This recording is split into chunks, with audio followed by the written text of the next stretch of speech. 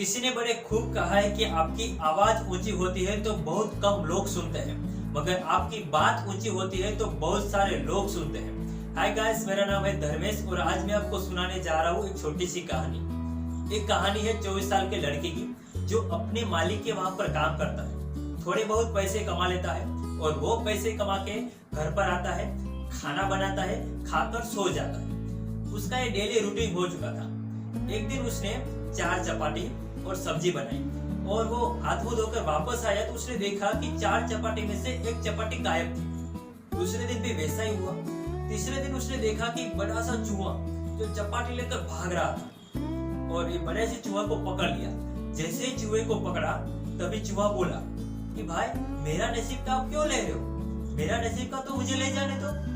तभी लड़के ने कहा कि देखो भाई, मेरे पास ज्यादा पैसा नहीं है, मैंने सिर्फ 4 ही चपाती बनाई है और 4 चपाती में से तू एक चपाती तू ले जा रहा है। मेरा नसीब ही फूटा हुआ है, मैं बेहाल हो गया हूँ, मुझे कुछ समझ में नहीं आ रहा। मेरे माँ बाप भी इस दुनिया में नहीं है। ये काफी सारे सवाल चूहे के सामने रखे। तब चूहे ने कहा, देखो भाई, तेरे सारे सवाल का जवाब एक ही इंसान दे सकता है, वो है भगवान बुद्ध। तू उनके शरण चला जा, तू उनके आश्रम चला जा, तेरे सारे सवाल का जवाब तुझे मिल जाएंगे। लड़का ने चूहे की बात मान ली और वो निकल पड़ा भगवान बुद्ध से मिलने के लिए उनके आश्रम। मालिक के पास से 3-4 दिन की छुट्टी भी ले ली। रास्ता काफी सारा लंबा था। अब रास्ते पे जा रहा था तो अंधेरा हो गया। उनको कहीं रुकने की जगह चाहिए थी। थोड़ी देर के बाद उनको एक हवेली दिखाई दी। हवेली के पास जाकर उन्होंने शरण मांगी, उन्होंने शरण दे दी। अब हवेली की मालकिन ने पूछा कि बेटा आप कहाँ जा रहे हो? तभी लड़के ने कहा कि मैं भगवान बुद्ध से मिलने के लिए उनके आश्रम जा रहा हूँ। मालकिन ने कहा कि बहुत बढ़िया बात है, आप अच्छी जगह पर जा रहे हो, क्या एक मेरे सवाल का जवाब पूछकर आओगे? अब लड़के ने कहा कि हाँ जरूर, आपका सवाल बताइए।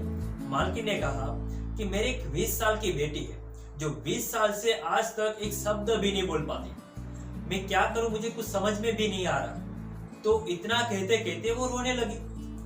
अब लड़के ने कहा कि माताजी आप परेशान न हो, मालकिन आप परेशान न हो, मैं आपका सवाल का जवाब जरूर लेकर आऊंगा।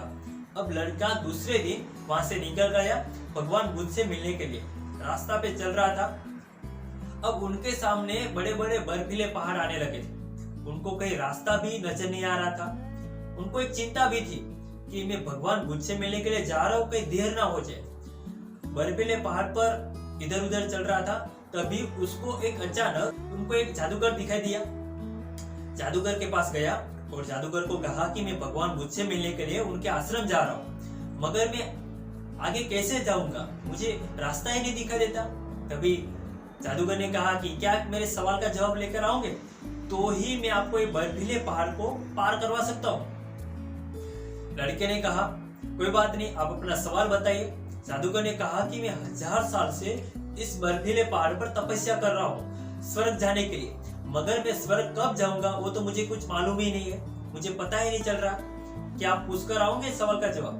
तब लड़के ने कहा कि हाँ जरूर, मैं आपका सवाल का जवाब जरूर लेकर आऊंगा। अब जादूगर ने अपनी जादू छड़ी यूं ही घुमाई और लड़के को बर्फीले पहाड़ के उस तरफ जो मैदानी इलाका है वहां पर पहुंचा दिया। अब लड़का खुश हो गया। अब आगे चलने लगा तो उनके सामने अब नदी आ गई, बड़ी सी नदी थी। अब नदी को कैसे पार करेगा, उनके सामने खड़ी सी फिर से चिंता। नदी के किनारे पर जाकर वो सोच ही रहा था, तभी उसको अचानक बड़ा सा कछुआ दिखाई दिया। बड़ा सा तगड़ा सा कछुआ था। अब कछुए को जाकर कहा कि क्या आप अपनी पीठ पर बैठा कर मुझे नदी पार करवा सकते हो?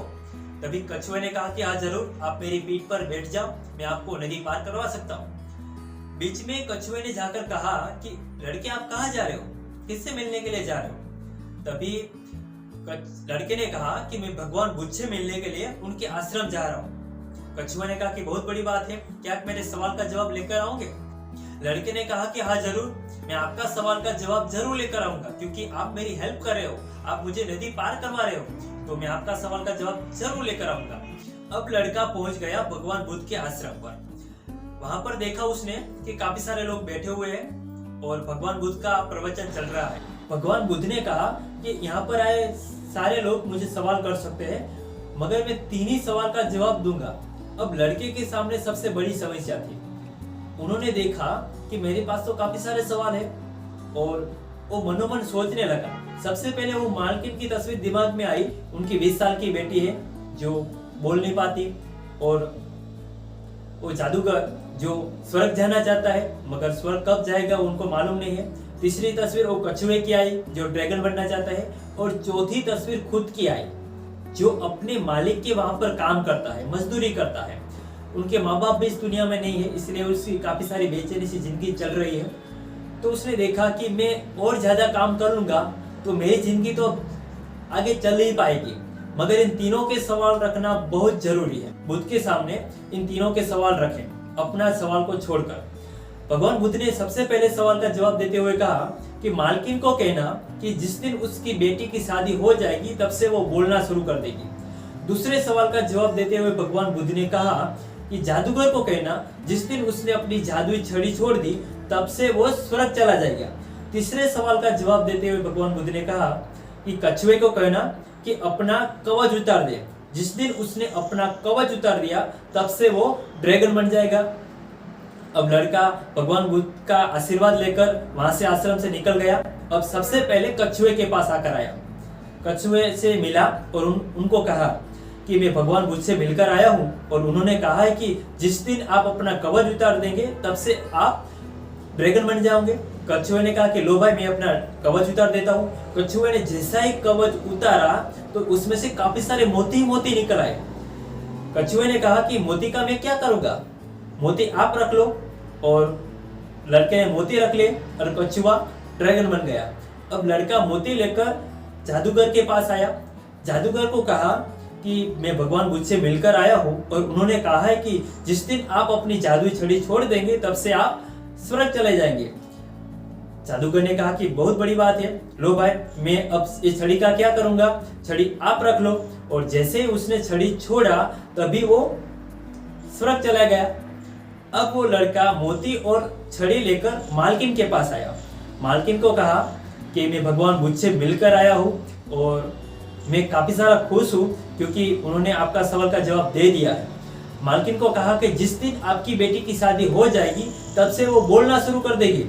मालकिन ने कहा कि बहुत बड़ी बात है, मेरे सामने तो दूल्हा है, आपसे बढ़कर और लड़का कहाँ मिलेगा मुझे।